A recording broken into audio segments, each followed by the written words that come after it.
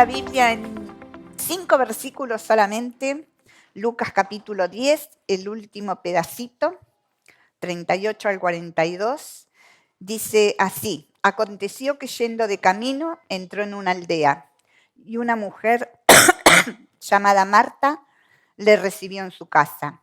Esta tenía una hermana que se llamaba María, la cual, sentándose a los pies de Jesús, oía su palabra. Pero Marta se preocupaba con muchos quehaceres y acercándose dijo: Señor, ¿no te da cuidado que mi hermana me deje servir sola?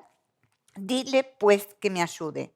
Respondiendo Jesús le dijo: Marta, Marta, afanada y turbada estás con muchas cosas, pero solo una cosa es necesaria, y María ha escogido la buena parte, la cual no le será quitada. Un pasaje súper conocido, y comienza diciéndonos que Jesús entró en una aldea.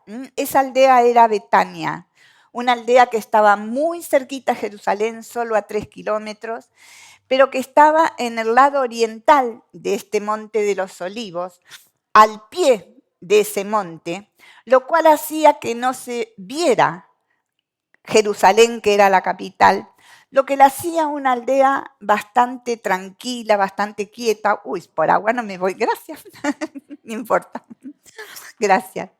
Entonces, allí se acerca Jesús, allí se acerca Jesús a Betania. Y va siempre que está en Betania a una misma familia, que es la familia de ¿quién? Marta, María y Lázaro. Una familia de 3 hermanos, de los cuales casi no sabemos nada más que esta amistad que tenían con Jesús y el milagro tremendo y poderoso que Jesús hizo resucitando a Lázaro. Pero Jesús volvía siempre, porque encontraba en la amistad de estos 3 hermanos una paz para su corazón. Y entonces aquí le vemos una vez más en la casa de ellos. Se supone que Marta probablemente haya sido la mayor de los 3 hermanos, me hace acordar a mí, porque nosotros también somos 3, con el varón en el medio. Y estos 3 hermanos, no sabemos si eran viudos y por qué razón los 3 vivían juntos. Qué hermosa esa armonía de hogar. Y allí se detiene el Señor. Dice que llama a la puerta y la que aparece es Marta. Marta tenía un don muy grande de hospitalidad. Cuando Marta ve que es el Señor con todo su séquito, no dudó en invitarlo a pasar. Y así dice el relato que los recibió en su casa. Un verbo importante este de recibir, porque traduce un verbo que significa, por un lado, debajo, y da la idea de aquel que pone una alfombra.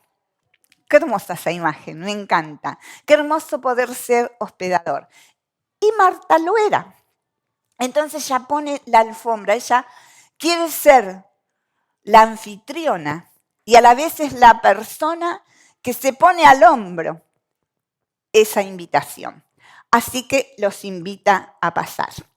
Yo me muero si me tocan 13 hombres a comer sin saber que venían, porque soy 0 en la cocina. Pero Marta no, decidida. 13 mínimamente, porque a veces había otros que acompañaban al Señor. Así que allí pasan.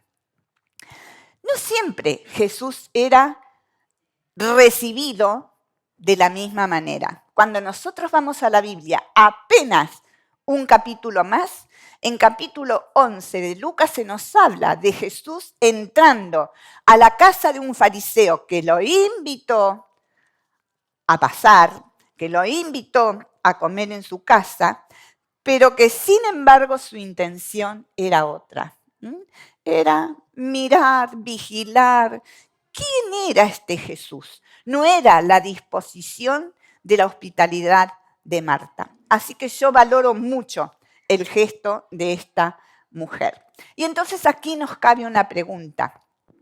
¿Es mi casa una casa abierta? ¿Es mi casa una casa a la cual pueden llegar los hermanos? La casa de Marta era así. Y es interesante que en el libro de Hebreos leemos que muchas veces podemos llegar a hospedar ángeles cuando somos hospitalitarios. ¿Lo creemos? Así nos dice la palabra. Saben, con Salvador en nuestro primer ministerio tuvimos una experiencia muy fuerte, la única vez que la tuvimos, y estábamos leyendo el libro ¿Qué haría Jesús? Creo que eso fue fundamental para la historia que les voy a contar. Una noche de lluvia, un sábado a la noche, nos golpean, invierno, como las 9 de la noche, no era tarde, pero invierno y con lluvia, a nosotros nos parecía la medianoche. Un hombre desconocido, Tapalqué es un pueblo chiquitito, una aldea como Betania, jamás lo habíamos visto, y nos venía pidiendo refugio. Con Salvador nos miramos y dijimos, ¿qué hacemos? Y decidimos dejarlo entrar. No venía muy andrajoso, pero, claro, con la lluvia, con todas sus ropas, estaban en mal estado. Tomamos nuestras precauciones. Guardamos todas las llaves, nos cerramos en la pieza con llave, toda la llave de la casa en nuestra pieza, pero ese hombre pasó esa noche con nosotros, al día siguiente él se levanta y compartimos el día. Una historia muy tremenda por lo que él nos contó. Según él, llegaba desde España buscando aquí familia. Él tenía un hermano como sacerdote. Entonces, el primer lugar que buscó fueron iglesias de esa clase y en todas les habían cerrado la puerta. Dije, ahora, dice, llegué caminando, yo pensaba en la ruta con esa lluvia y bueno, pegando vueltas por el pueblo, preguntó por una iglesia y lo mandaron a la nuestra. Compartimos con él el almuerzo, pasó toda la tarde con nosotros y ya nos había dicho que al día siguiente él pensaba irse. Era un hombre muy suave para hablar, un hombre muy dulce para hablar. El domingo a la mañana compartió el culto con nosotros y a las 2 de la tarde tomaba el micro de regreso a Buenos Aires. ¿Por qué pensamos que fue un ángel? Nunca más, pero nunca más supimos nada de él. Y fue un hombre que decía muchas frases que nos fueron como llamando la atención. Porque no conocía pastores ni nada. Sin embargo, todos sus consejos, todo lo que nos fue diciendo a lo largo de ese día, fueron palabras de una sabiduría tremenda. Y nosotros dijimos, con algún propósito, Dios lo mandó a este lugar. Para nosotros fue de ánimo, porque todas sus palabras fueron así. No sabíamos quién era, pero Dios sí. Y Dios lo usó para bendecir nuestras vidas. Entonces, tal vez seamos hospitalarios con personas que conocemos, pero tal vez Dios nos permita hospedar ángeles como algunas veces ha sucedido. En segundo lugar, dice que una mujer llamada Marta lo recibió en su casa.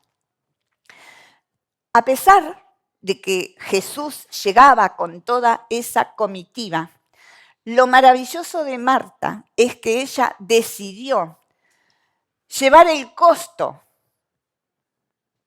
de ser anfitriona.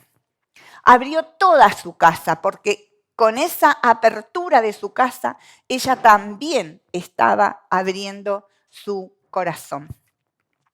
Y los recibió. Los comentaristas dicen, muchos, que este suceso, esta visita en especial, pudo haber sido unos 6 meses antes de que Jesús fuera a la cruz. Ya el embudo del tiempo que iba llevando a Jesús a morir por cada uno de nosotros. Entonces ellos pasan, Jesús queda con todos sus discípulos en una habitación, en el comedor de la casa, y Marta corre, me imagino, a la cocina, se pone el delantal y empieza urgente a ver qué tiene, qué no tiene, qué prepara, cómo prepara, pensando cómo hago con estos 13 hombres más nosotros. No era fácil, no era un número simple. Así que empieza a cortar el queso de cabra, empieza a poner las aceitunas, empieza a poner en un bol la harina para hacer el pan. Va a la huerta, junta verduras, no sé. Y claro, al principio esperaba que María en cualquier momento se asomara. Pero más ajetreada estaba ella y ya comenzando a transpirar de toda esa carrera. Y María, cuando ella asomaba, sentadita a los pies de Jesús. ¡Ja! Pues momentos eligió esta mujer para sentarse. Y miraba. Y mientras seguía, yo me la imagino frenéticamente porque yo hubiera estado así. Pero María no se movía. Y Jesús seguía hablando y hablando. Y ella decía, ¿hasta cuándo? ¿Cuándo va a venir alguien? ¿Cuándo alguien se va a asomar aquí? Pero nadie aparecía por la cocina. Y Marta, ya sobrecargada, nos dice en el 40 que Marta se preocupaba con muchos quehaceres. Y acercándose, dijo, Señor, ¿no te da cuidado que mi hermana me deje servir sola? Dile pues que me ayude. Me encanta, porque va directo a Jesús. Va con su queja y va con su frustración. No es hipócrita. Ahí notamos que hay un conocimiento, porque ella se siente en libertad de hablar con su Señor. No esconde lo que está sintiendo, no dice, ay Señor, no podrías mandarla a mí. No, no te da cuidado. Mira, estoy haciendo todo sola. Nosotros muchas veces escondemos, como si Dios no supiera lo que nos está pasando. Otra cosa que yo veo en Marta es que va con todo lo que hay en su corazón, pero termina diciéndole, dile pues que me ayude. De pasar a querer ofrecerle al Señor la mejor de las comidas, pasa a darle órdenes. Decile a María que me ayude. ¿Cómo son nuestras oraciones? Yo muchas veces me he dado cuenta que indirectamente hacemos en nuestras oraciones como demandas, ¿no? O como le decimos al Señor, ¿qué tiene que hacer? Porque Él no sabe. Señor, por favor, te pido que hagas. Y le decimos lo que tiene que hacer. No somos muy distintos a Marta. Marta también le dijo que tenía que hacer. Para ella, esa era la solución.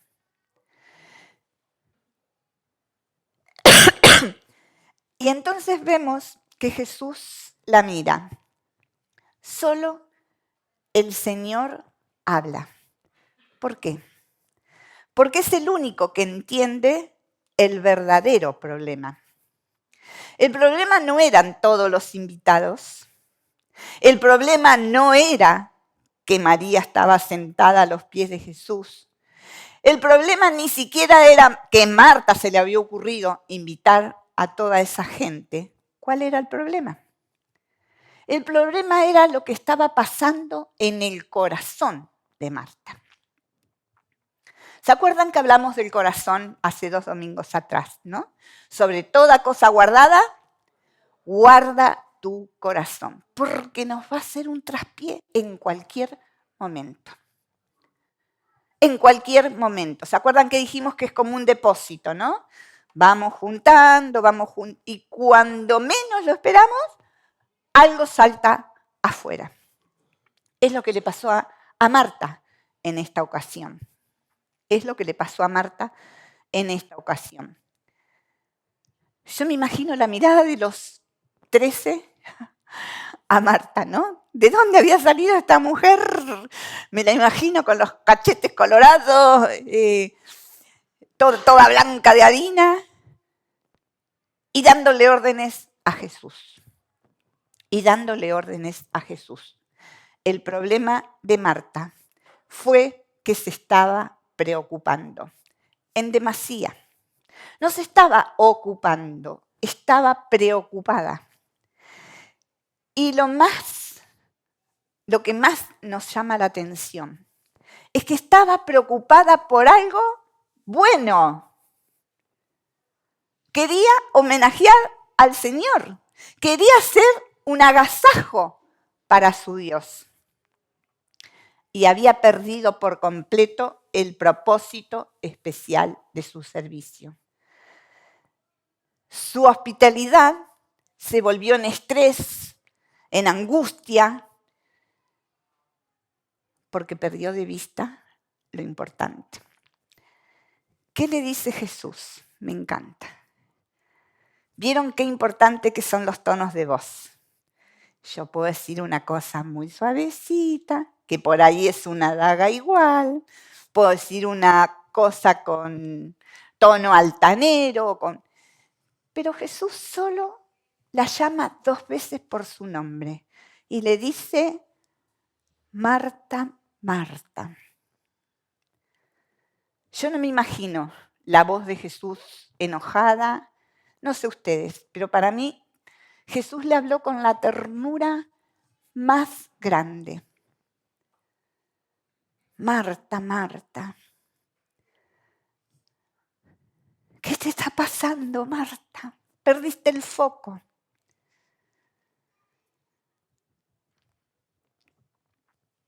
Jesús es el único que conoce toda esa lucha interna que está pasando por el interior de esta mujer. Marta se sobreexigió. Quiso hacer mucho más de lo que podía. Entonces su resentimiento, su enojo, su frustración se volvió hacia otros, como muchas veces nos pasa a nosotros, ¿no? Desplazamos nuestros enojos.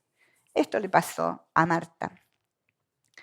Turbada nos da la idea de alguien confundido, de alguien que está como perdido, se ha envuelto en una situación.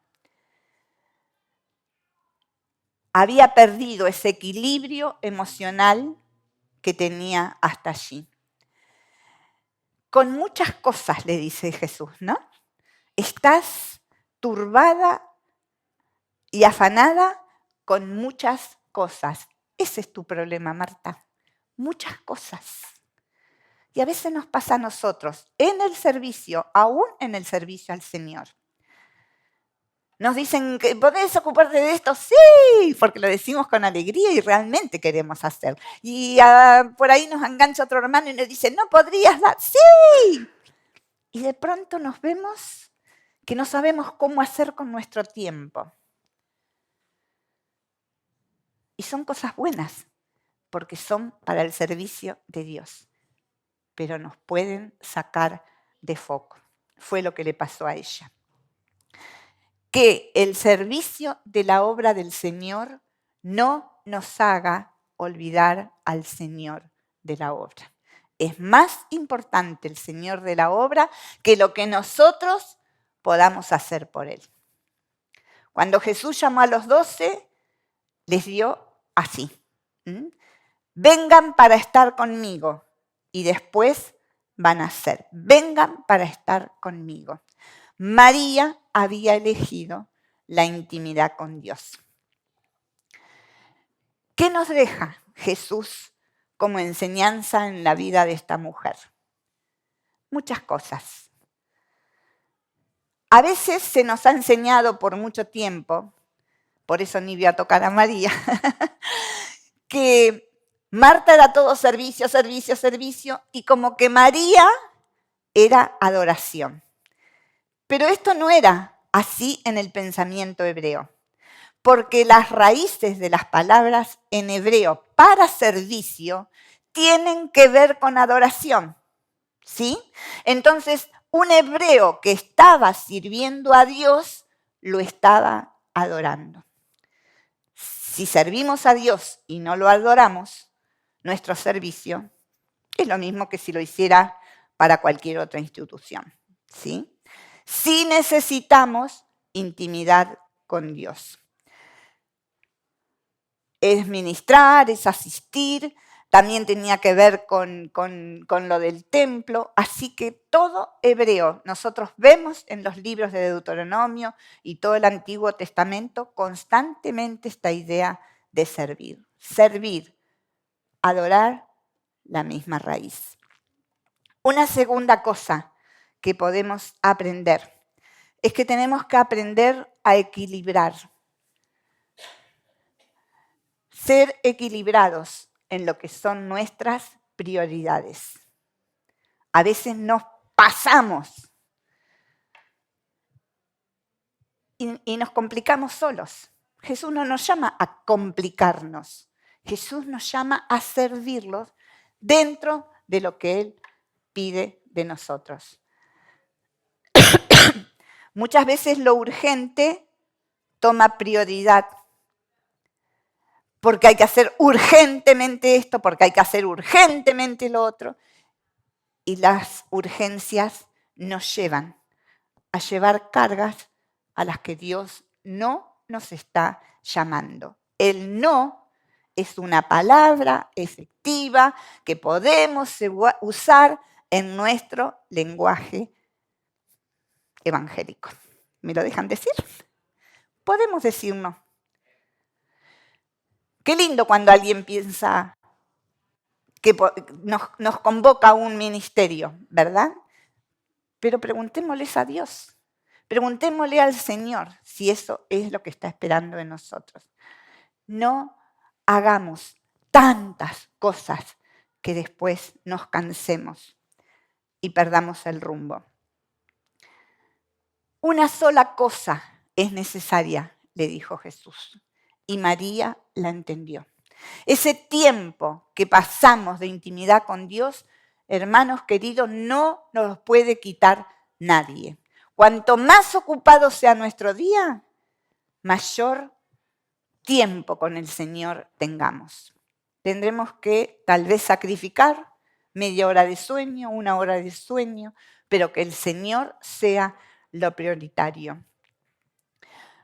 Un segundo llamado importante que el Señor nos hace es cuidado con la ansiedad. No solamente Marta, Marta era la preocupada y afanada. ¿Qué de nuestras vidas? ¿Cuántas veces caemos en el torrente de la preocupación? Nos preocupamos por tantas cosas y la mayoría de esas cosas no están en nuestras manos. El Señor tiene la respuesta. Por más que nos preocupemos, ¿solucionamos algo? No. Oremos, depositémoslo delante del Señor, que sí es el que puede hacer los cambios. Jesús habló en el Sermón del Monte de la preocupación. Debemos ocuparnos, ocuparnos antes de tiempo. Ocuparnos, y en ese mismo pasaje Jesús dijo, porque el reino, lo más importante es buscar primero, ¿qué cosa? El reino de Dios y su justicia. Revisemos nuestras prioridades. ¿Cómo están nuestras prioridades? Esto es lo que el Señor quiere para mí en este tiempo. Hay muchas voces, Nos dicen qué tenemos que hacer, qué no tenemos que hacer. No sé si les pasa a ustedes o a mí sola, pero a mí todo el mundo me dice qué tengo que hacer. Y yo digo, momentito, voy a ver con el Señor. Voy a ver con el Señor. Por nada estén afanosos, sino sean conocidas vuestras peticiones delante de Dios en toda oración y ruego con acción de gracias. Y por último, copiemos el ejemplo de Jesús. ¿Lo vemos exaltado a Jesús en este pasaje? No. ¿Lo vemos desfocado en algún momento de su ministerio? No. ¿Por qué? Porque Jesús tuvo el claro equilibrio entre el servicio y la intimidad con su Padre. Si leemos los evangelios, lo vemos que él iba y cumplía toda la obra del ministerio. Predicaba, enseñaba, sanaba, visitaba, iba, venía. Pero también nos dice la Biblia que ¿qué hacía? Se apartaba a lugares solo y oraba. Y una tercera cosa que quiero hacer énfasis en la vida de Jesús es justamente Betania. Por eso empecé con Betania. ¿Por qué Betania? Porque Betania era para Jesús su oasis, su lugar de paz, su lugar donde podía abrir su corazón, el lugar donde recibía las fuerzas, la oración, el estímulo, el amor, todo lo que lo bendecía. Estos tres amigos no lo cargaban con sus preocupaciones, sino que más bien lo invitaban a descansar. Tenemos una Betania en nuestras vidas. Puede ser mi esposo, puede ser mi esposa, puede ser amigos, puede ser una familia, pero necesitamos un Betania, un lugar donde poder recibir esas fuerzas que vienen de Dios. Y que realmente cada uno de nosotros podamos buscarlo, porque lo necesitamos. Lo necesitamos. Estamos en un mundo demasiado loco, demasiado que corre, y necesitamos esos lugares de oasis. Qué lindo si tu propia familia puede ser tu Betania, pero también puedes tener otros lugares, ¿sí? Personas con las que vos te sentás y podés abrir tu corazón tal cual está, con tus cargas, con lo bueno, con lo que te pasa. Betania. Y Jesús se caracterizó por ser el príncipe de paz. Y Él quiere que nosotros vivamos en esa paz, porque a esa paz nos ha llamado. Amén. A esa paz nos ha llamado. No quiere que vivamos eléctricos. A esa paz. En mí tendréis paz. Vayamos a Jesús.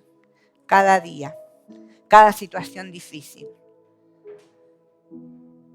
Él es nuestra Betania, en primer lugar. Amén. Oramos.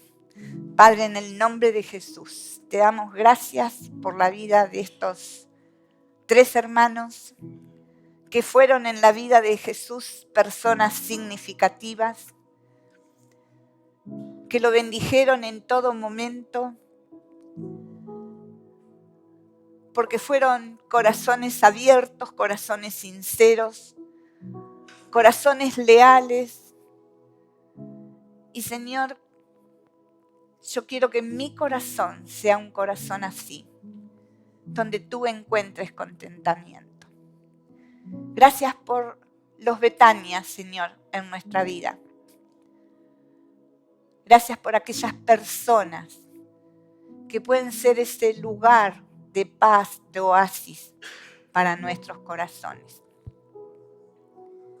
Y Señor, que aprendamos a equilibrar nuestras prioridades para que no caigamos como Marta en el agotamiento, en la frustración, en la turbación. Gracias por tu misericordia hacia ella y hacia cada uno de nosotros. Y perdónanos, Señor, cada vez que te damos órdenes en nuestras oraciones. Perdónanos, Señor, cada vez que te decimos lo que tenés que hacer. Tú sabes lo mejor para cada una de nuestras vidas. Bendito seas En tu poderoso nombre, Señor, te damos gracias. Amén y amén.